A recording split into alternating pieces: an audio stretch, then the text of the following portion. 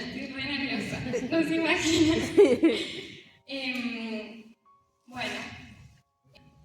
Bueno, justamente, me basé en todo lo que vamos a hablar, me basé en un libro que se llama Conciencia Misionera, que es de Andrés Robert. Después, si lo quieren leer, está buenísimo. Me abrió la mente un montón. Y vamos a dividirlo como en 3 partes, que es, primero se va a llamar Plan de Salvación, el segundo se llama Visión Celestial y el tercero Campos Blancos, ¿ok? Como las 3 partes de lo que vamos a hablar hoy. Y primero quiero que hagamos a Lucas 24, el versículo 46 al 48. Bueno, leemos, dice: y les dijo, así está escrito, y así fue necesario, que el Cristo padeciese y resucitase de los muertos al tercer día, y que se predicase en su nombre el arrepentimiento y el perdón de pecados en todas las naciones, comenzando desde Jerusalén. Y vosotros sois testigos de estas cosas. Bien, gracias. Ahí vemos, y lo que quería hacer fue como que básicamente hay como 2 partes en el plan de salvación. Una parte es la del versículo 46, que está en celestito, y la otra parte es la del versículo 47, que está en azul. Quiero empezar por esto para terminar y que entendamos del todo que lo que vamos a hablar después del mundo y los campos blancos, justamente. ¿Qué pasa? La primera parte involucra a la obra de Cristo.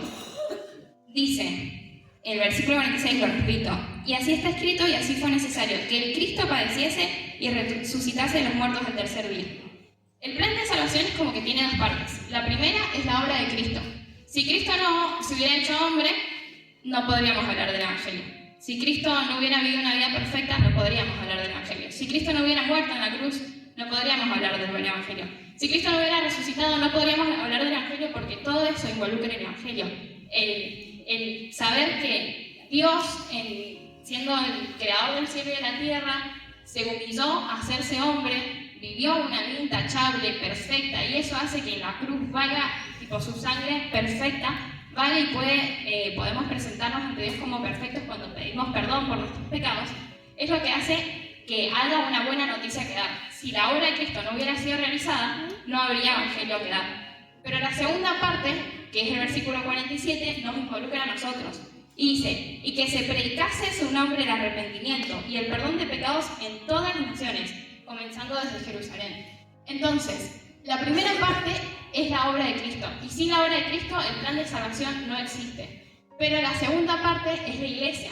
A nosotros nos toca predicar arrepentimiento y perdón, nos toca hacer discípulos, nos toca bautizar, nos toca enseñar. Es una parte del plan de salvación que nos toca hacer. Estas 2 partes están unidas de tal forma que no se pueden separar sin que se deteriore el plan de Dios. La proclamación del Evangelio no es un agregado opcional, es una parte insustituible del plan de Dios. Y para esto me gustó mucho un ejemplo que da el libro, que es, imaginémonos, pensemos en el cáncer, pensemos en el SIDA. Son enfermedades que están en todo el mundo, que matan vidas en un montón de lugares, a un montón de personas, y que no hay cura. Son enfermedades que hasta el día de hoy no se ha encontrado una cura. Pero imaginémonos en el caso hipotético de que un laboratorio descubre una vacuna en donde, si te la colocas, te sanas del cáncer.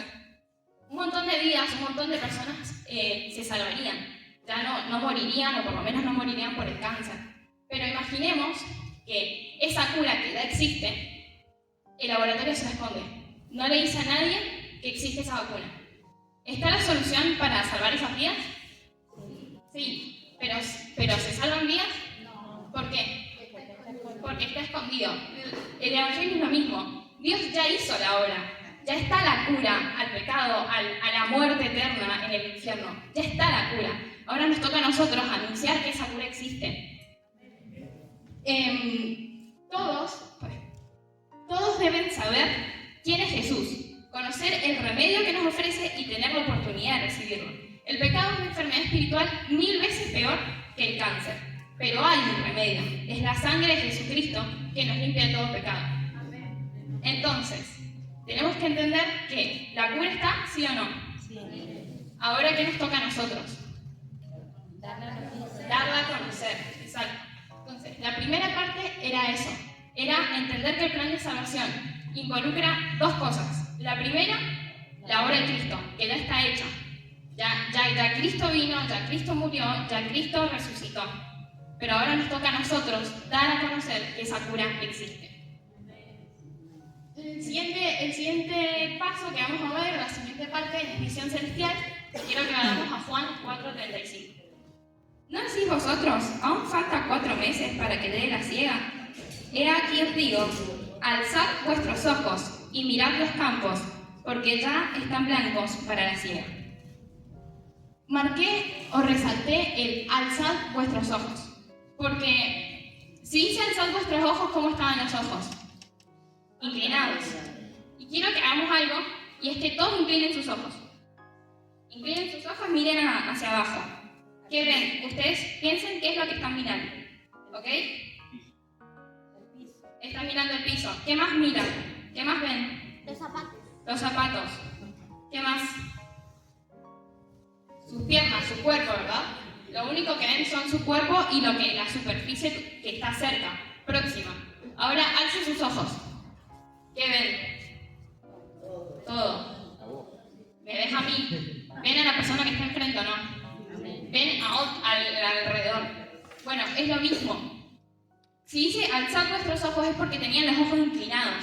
Y esa postura física es como un símbolo de actitud interior, en donde básicamente es una concentración exagerada en mi persona y mi interés. Básicamente yo pienso en mi casa, en mi familia, en mi estudio, en mi iglesia, en mi... no sé, ¿qué más?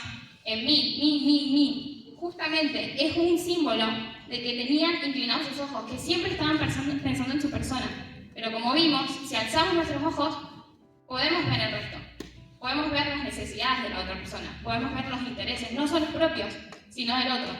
Y Jesús ahí nos está llamando a que haya un equilibrio entre saber cuáles son tus intereses y demás, pero también mirar al otro y entender que también está necesitado. Es necesario para predicar el Evangelio entender esto, que el otro lo necesita, y como se ha estado hablando, las personas están necesitadas. Las personas necesitan a Cristo, necesitan que Él llegue a sus vidas. Y para eso, para que lo entendamos, tenemos que alzar los ojos, tenemos que mirar al de frente, porque si siempre tenemos la mirada inclinada, solo vamos a ver nuestra superficie cuadrada en la que estamos viviendo. Bien, entonces, este alzar los ojos hace que me olvide un poco de mi persona y mi visión se equilibra con la visión del prójimo. Ya no solo pienso en mí, sino pienso en Hernán, en Jorge, en Adriana. Pienso en el otro, en los intereses del otro, en las necesidades del otro. Vayamos a Filipenses 2, el versículo 4. Están las dos opciones, la mirada inclinada o la mirada alzada. Dice, no mirando cada uno por lo suyo propio, sino cada cual también por lo de los otros. Acá, después de ese versículo, empieza a hablar sobre todo lo que hizo Cristo, desde que se humilló, llegó a la tierra, se hizo hombre, vivió una vida impecable y demás, que ya lo hemos estado hablando. Y justamente Jesús es el principal ejemplo de que Él alzó los ojos, de que no solo pensó, Él era Dios. Ustedes piensen que es Dios, es el creador de todo, es todopoderoso. No tenía por qué humillarse a tener las necesidades de un ser humano, de tener que dormir 8 horas porque si no, no tiene energía, de tener que comer, de tener que ir al baño. Es Dios, o sea, no tenía razones por qué hacerlo. Y sin embargo, en su gran amor, miró nuestra necesidad, tuvo misericordia, tuvo compasión de nosotros y se humilló al punto de ser hombre como nosotros. Se humilló al punto de morir en la cruz por nosotros. Entonces, el mayor ejemplo y cómo tenemos que aspirar a ser como Jesús. Y si Jesús alzó la mirada y miró al otro, nosotros también deberíamos hacerlo. Y después vemos en Hechos 26-19, que quiero que vayamos, si todos pueden ir al capítulo de Hechos 26, sería genial, porque quiero leer todo el pasaje en realidad. El versículo 19, bueno, acá básicamente está Pablo hablando de su testimonio con el rey Agripa Y justamente me encanta porque fue literal lo que hablaron al ver Gastón y Lorena. Primero les cuenta su vida antes de Cristo, cómo se convirtió y su vida después de Cristo. Es literalmente el testimonio tal cual lo escribieron al ver Lorena y Gastón. Y le dice, en el versículo 19, por lo cual, oh rey Agripa, no fui rebelde a la visión celestial, sino que anuncié primeramente a los que están en Damasco y a Jerusalén, y por toda la tierra de Judea y a los gentiles, que se arrepintiesen y se convirtiesen a Dios, haciendo obras dignas de arrepentimiento. Por causa de esto, los judíos, prendiéndome en el templo, intentaron matarme. Pero habiendo obtenido auxilio de Dios, persevero hasta el día de hoy, dando testimonio a pequeños y a grandes, no diciendo nada fuera de las cosas de los profetas y Moisés dijeron que había de suceder, que el Cristo había de padecer, y ser el primero en la resurrección de los muertos, para anunciar luz al pueblo y a los gentiles. Básicamente Pablo le dice, no fui rebelde a la visión celestial, prediqué el Evangelio, padecí situaciones, sí, pero Dios me ayudó y no fui rebelde a la visión celestial, prediqué el Evangelio, prediqué que Cristo murió, padeció, para anunciar luz al pueblo y a los gentiles. Y mi pregunta es, ¿estamos siendo rebeldes a la visión celestial o podemos decir como Pablo, no fui rebelde a la visión celestial? La visión celestial es esta. Es la que alza los ojos y mira las necesidades del otro y les anuncia, como vimos en la primera parte, lo que tenemos que anunciarles, que hay un remedio, que es Jesús. Y después pasamos a la tercera parte, que son los campos blancos. Si nos acordamos del versículo que leímos en Juan 4:35, dice, alzad los ojos y mirad los campos. Y el devocional de hoy me vino genial, los campos blancos. ¿Y quiénes son los campos blancos? Los campos blancos pueden ser la cercanía de tu iglesia. Ya hemos hablado de Jerusalén, Judea, Samaria, hasta el último en la tierra. Bueno, Jerusalén es la cercanía de tu iglesia. Las cuadras, lo que hicimos ayer, eso es Jerusalén, acá, en el lugar. ¿Y hay necesidad? Sí, hay necesidad. En todas partes hay necesidad. Como dijimos, hay muchos campos blancos. Hay desde los nenes chiquitos, los adolescentes, los preadolescentes, los jóvenes, los adultos, un montón de ministerios, un montón de gente en distintas situaciones que están viviendo y necesitan y tienen necesidad de Dios. Entonces, siempre hay campos blancos cerca. También en la provincia, también en Argentina.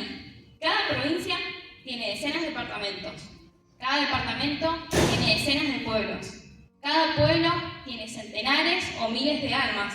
Y a todas ellas debemos llegar con la palabra de vida.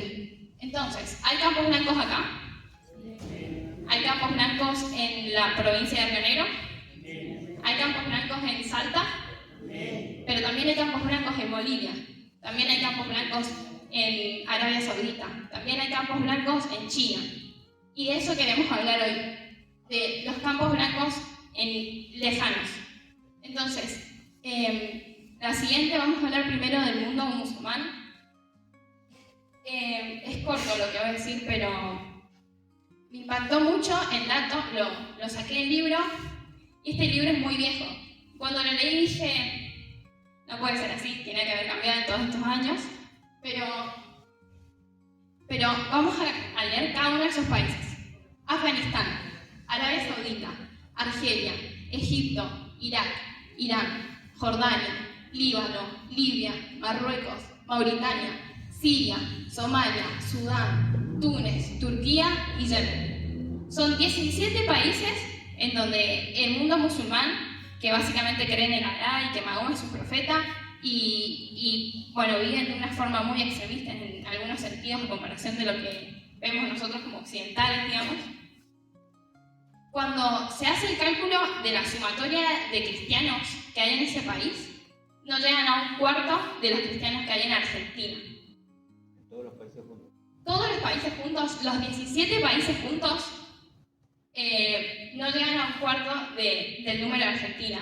Y yo dije, cuando leí eso en el libro, dije, no puede ser, es viejo, está desactualizado. Y lo chequeé y efectivamente, en Argentina, se estima que alrededor de un 85% de la población se identifica como cristiana. Ya si sea verdad o no, pues no. Pero por lo menos si se identifica como cristiano es que ha recibido el Evangelio, es que alguna vez en su vida alguien le habló de Jesús, que alguna vez en su vida escuchó quién era Él y qué es lo que hizo por Él. pero ese 85% equivale entre un 37 y 40 millones de argentinos. Cuando hacen la sumatoria de los 17 países que vimos, y los vamos a repetir porque es impresionante, Afganistán, ustedes piensen, todos los cristianos en Afganistán, todos los cristianos en Arabia Saudita, todos los cristianos en Argelia, todos los de Egipto, Irak, Irán, Jordania, Líbano, Libia, Marruecos, Mauritania, Siria, Somalia, Sudán, Túnez, Turquía y Yemen, si sumamos todos los cristianos de los 17 países juntos, llegan en un número muy optimista a los 10 millones. Cuando solo en Argentina podemos decir que por lo menos 37 millones creen en Cristo. Son 17 países. No sé si se toma dimensión. 17 países juntos y no llegan a un cuarto de un país nuestro. Entonces, hay que pensar en eso, en que hay acá obra y Cabo Blanco sí, pero en esos países mucho más. Y siempre que pienso en esto, cuando pienso en misiones, me imagino una nena de 10 años en China, una nena de 15 en Arabia Saudita, una señora de 50 en el Amazonas. ¿Quiénes llegan a ellos? Ellos también. Tenemos un privilegio, tenemos el privilegio más grande, es conocer a Jesús. ¿Por qué nosotros somos tan afortunados y ellos no tienen esa oportunidad? No, pero tenemos que predicar el Evangelio. Tenemos que predicar el Evangelio porque no es justo. No es justo para ellos porque también lo merecen. También merecen el privilegio. El privilegio de vivir una vida hermosa con Cristo. Y también están... Gracias. También están los grupos tribales, que son justamente estos grupos que como que viven en pueblos originarios, sea en el Amazonas, sea en desiertos. Se calcula que hay por lo menos mínimo unas 5.000 comunidades, sea en las selvas y en islas de América, África, Asia, que suman alrededor de 300 millones de personas, con unas 3.500 lenguas que nunca han escuchado el Evangelio. Casi todos son animistas, están sumidos en las prácticas de invocación de espíritus, brujerías, artes mágicas. En algunas de estas tribus todavía se ofrecen sacrificios humanos para apaciguar la ira de los dioses, porque no ignoran que ya se hizo el único sacrificio que vale la pena, el único que puede realmente salvar. Y quiero leerles algo como que leí en el libro que me impactó, que dice así: como se podrá apreciar, la condición y necesidad de estos pueblos presentan un vivo contraste con los de cualquier país de América Latina. ¿Y por qué? Porque en la mayoría de los pueblos de nuestro continente, una persona preocupada por su bienestar espiritual puede acudir a un templo evangélico en su localidad o en alguna población o ciudad cercana. Allí puede preguntar por un pastor o un cristiano que le muestre el camino a Cristo. Puede sintonizar una radio y escuchar numerosos mensajes que con los idiomas principales se irradian a toda hora y enterarse de lo que significa la salvación y cómo recibirlo. Pero ninguno de estos medios está al alcance de los integrantes de miles de etnias, hasta hace poco denominadas pueblos escondidos. Y la razón es evidente. Entre ellos no hay templo, ni iglesia, ni pastor o evangelista o cristiano, ni Nuevo Testamento, Biblia, ni literatura. Es probable que haya entre ellos muchos Cornelios clamando al cielo por ayuda, pero los Pedros modernos que el Espíritu Santo está llamando todavía no han llegado a esos lugares. ¿Cómo van a creer en Cristo si nunca han oído hablar de Él? Hay que entender esta necesidad. Como dijimos, la cura ya está, pero hay que contarla a los demás. Está bien, contala a tu amigo en la facultad, contala a tu compañero de trabajo, contala a tu vecino, porque es lo que podés hacer ahora. Pero tengamos presente esta necesidad que está latente hoy en día, que es que todas esas personas no tienen aún el privilegio que sí merecen, porque la sangre de Cristo pagó sus pecados también, que es conocer que la cura ya existe. Y está Romanos 10:14, que dice: ¿cómo pues invocarán a aquel en el cual no han oído? ¿Y cómo creerán en aquel de quien no han oído? ¿Y cómo creerán sin haber quien les predique? Cuando leí esto preparando el taller dije, pero si las mismas preguntas me hacen un caminito que me dan la respuesta. Si nosotros predicamos, ellos pueden oír. Al oír pueden decidir creer. Y al creer pueden invocar a Dios. Entonces ya está, el camino ya está hecho. Pero para que ellos puedan invocar, para que ellos puedan creer, necesitan oír. Y para oír necesita que alguien les cuente. Necesitamos predicar. Porque esas personas también la están pasando mal. Así como las personas que están en este momento pasando por la calle, esa mujer en el Amazonas, como dije, esa niña en Arabia Saudita, ese niño en Corea del Norte, también la está pasando mal. La diferencia es que no tienen ni siquiera métodos, ni herramientas, ni algo que lo ayude a tener esperanza. Nosotros ayer le dijimos, Dios te ama a un montón de personas, pero esas personas ni siquiera saben quién es Dios. Ni siquiera saben que existe Dios. Hay muchas personas que nunca en su vida han escuchado el nombre de Jesús. No saben que existe. Y también tenemos que pedir, velar y estar atentos a esas necesidades. Eso es alzar los ojos. Es ver que hay necesidades más allá de lo cercano. Hay que predicar para que ellos puedan oír, para que ellos puedan creer y para que ellos puedan invocar. A nosotros nos toca predicar. Si ellos deciden creer o no, es su decisión y está bien, pero nos toca predicar. Tenemos que hacerlo. Es nuestra obligación, como vimos en la primera parte. Es nuestra obligación, porque el plan de salvación lo involucra tanto a la obra de Cristo como a nosotros.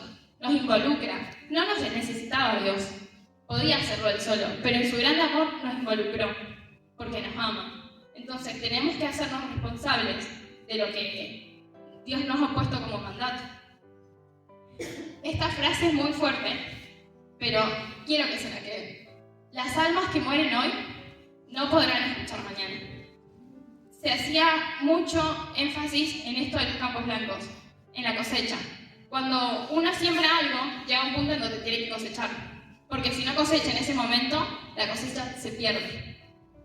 Hay que entender que la cosecha se pierde.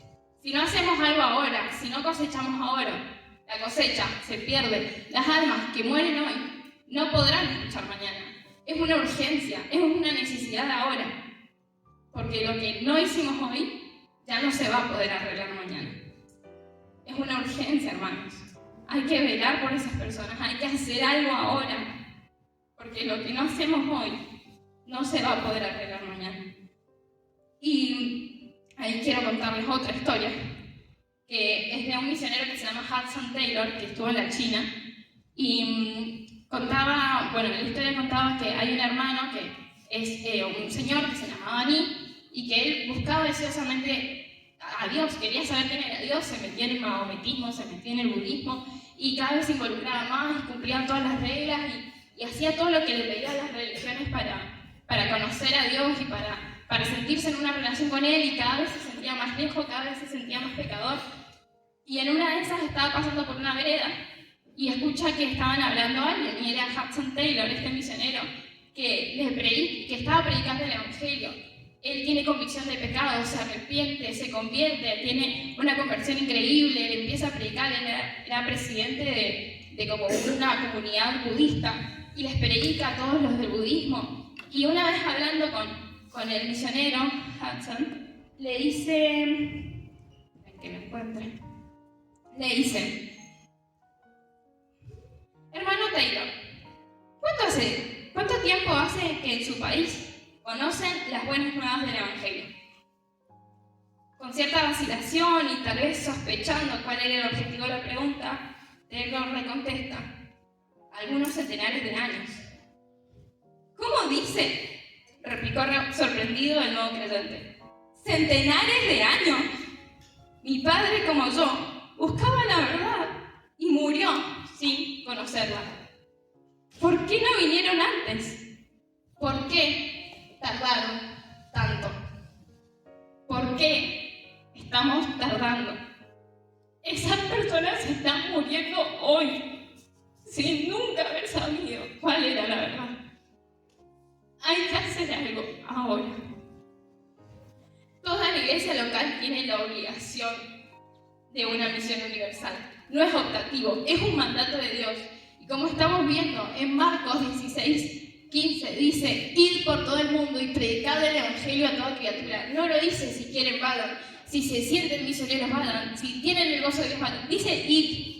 Id es un mandato, es una obligación, es nuestra obligación. El plan de Dios no se puede cumplir si nosotros no vamos y predicamos el evangelio. Es nuestra obligación. Y para finalizar, tal vez me dicen: Febe, ¿cómo voy a ir yo a China? ¿Cómo voy a ir yo a Arabia Saudita? Bueno, estoy segura que acá hay mucha gente que Dios está llamando en este momento y se te está poniendo el peso por algo. Pero te quiero dar 3 herramientas. 3 herramientas que para cumplir por lo menos con tu granito de arena en lo que es la misión de Dios. Misiones no se hace solo yendo, también se hace orando y también se hace ofertando. Tal vez me digas: nunca en mi vida voy a aprender chino y me voy a ir a China a predicar el evangelio. Bueno, pero orar lo haces todos los días.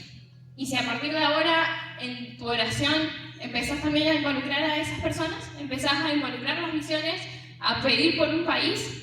Ahora Gastón y Lorena en un rato van a hablar de la iglesia perseguida, seguramente lo mencionan, pero les doy un link que es bom.org. Es una organización que básicamente lo que hace es una guía de oración mundial por distintos países que en este momento los cristianos están siendo perseguidos, que son separados de sus familias, que los matan, que los encarcelan, que los torturan, que los persiguen. Bueno, oremos por esos hermanos. Tal vez no vayamos nunca a Turquía, pero tengámoslos presentes todos los días cuando nos presentemos a Dios, decirle: Señor, mira a los hermanos de Turquía que en este momento la están pasando mal. Mira a los hermanos en Nigeria que han perdido sus casas, sus familias, y eso está pasando hoy. Hoy en día está pasando. Iglesias quemadas, personas muertas, simplemente por creer lo mismo que creemos nosotros. Que Cristo vino y Él nos perdonó al arrepentirnos. Por eso mismo que nosotros creemos, hay gente que en este momento está encarcelada. Hay gente que en este momento está siendo disparada y muerta. Tenemos que orar. Si no vamos, por lo menos oremos, ofrendemos.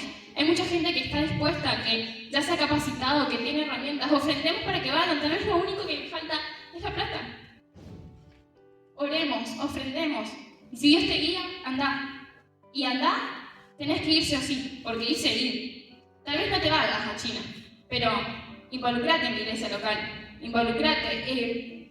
Hacer que tu iglesia entienda que esta obligación es para cada una de las iglesias. Me alegro un montón que haya muchas iglesias este año, porque ahora les voy a poner el peso de que cada uno de ustedes tiene que ir a su iglesia y dar a entender esto, que es nuestra obligación como iglesia local hacer algo por misiones, porque lo que no se cosecha hoy, mañana ya se perdió. Oremos todos los días, tengámoslos en cuenta, ofrendemos, busquemos personas que se están capacitando. Hay un montón de personas que quieren ir y que tal vez tienen toda la intención de ir, pero si no tienen la plata no pueden llegar.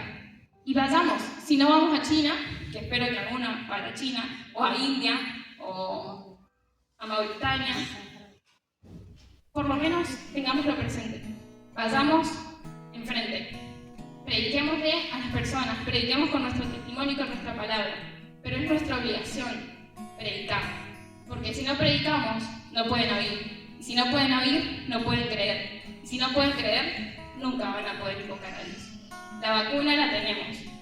Ahora nosotros tenemos que darla a conocer.